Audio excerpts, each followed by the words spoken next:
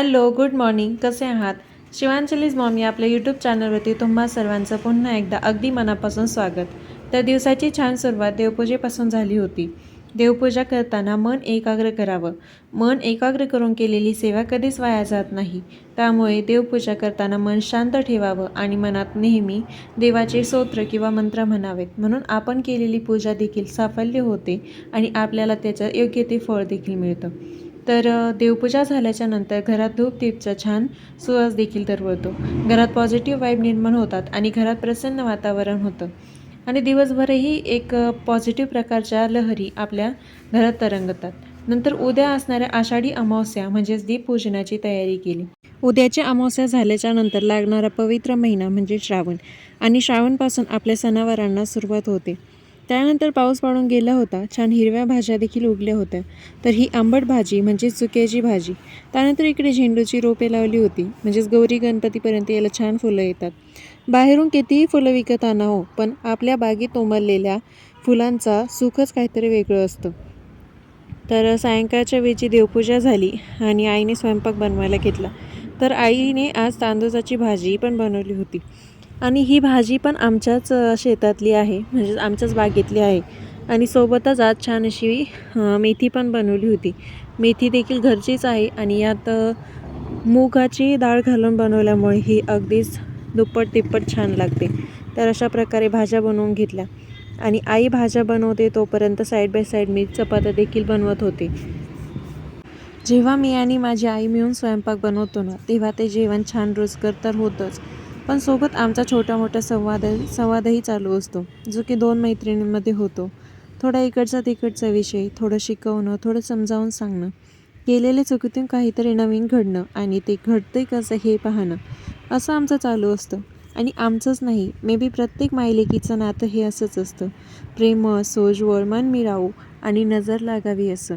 आई आपल्या मुलीला नेहमीच काहीतरी शिकवत असते आणि मुलगी आईकडून काहीतरी शिकत असते.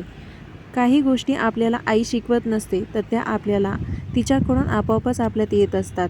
तर काही सवयी पाहून देखील आपल्याला त्या समजत असतात.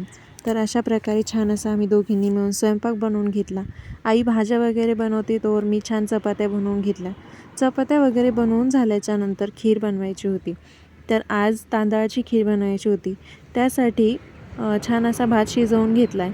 मीठ टाकून हा भात शिजवायचा आहे आणि भाताचा छान गाळ झाला की त्याच्यात गूळ घालायचा आहे. तर इथे छान जेवढा आपल्याला गोड लागतं तितपत गूळ घालायचं आहे. तर खीर साखर घालून पण बनवतात, पण ही गुळाची खीर इतकी अप्रतिम लागते ना, नेक्स्ट लेवल भारी लागते.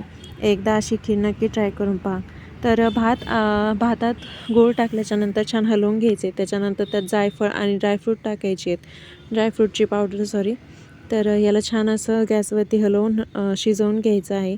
खाली लागणार नाही याची काळजी घ्यायची आहे, कारण याच्यात गूळ असतो ना. त्यानंतर एका कढईत थोडंसं तूप टाकायचं आहे आणि तुपात ओलं खोबरं किसलेलं टाकायचं आहे. खोबरं छान असं लाल होईपर्यंत परतवून घ्यायचं आहे. त्याच्यानंतर जे काही आपण खीर बनवून ठेवले होते गूळ टाकून, ती याच्यात टाकून द्यायची. वरनं थोडंसं दूध घालायचं आहे. दूध गॅस बंद करून घालायचं आहे, कारण याच्यात गूळ असतो आणि गुळात दूध टाकलं की फाटण्याची शक्यता असते. त्याच्यामुळे गॅस बंद करायचा आहे आणि थोडंसं याला नॉर्मल झालं की मग दूध टाकायचं आहे आणि मग पुन्हा थोडंसं गरम होऊ द्यायचं आहे.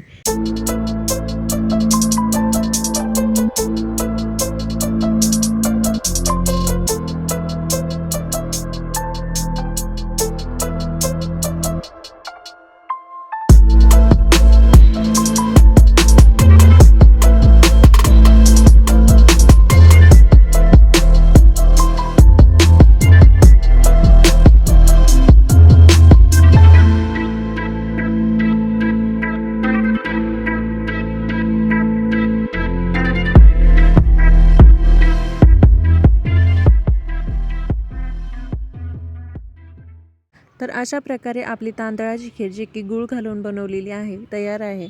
तर एकदा ही रेसिपी नक्की ट्राय करा आणि खीर कशी वाटली मग कमेंट करून नक्कीच सांगा. तर त्यानंतर ताट वगैरे केलं, देवाला नैवेद्य दाखवला आणि छान जेवणं वगैरे केली.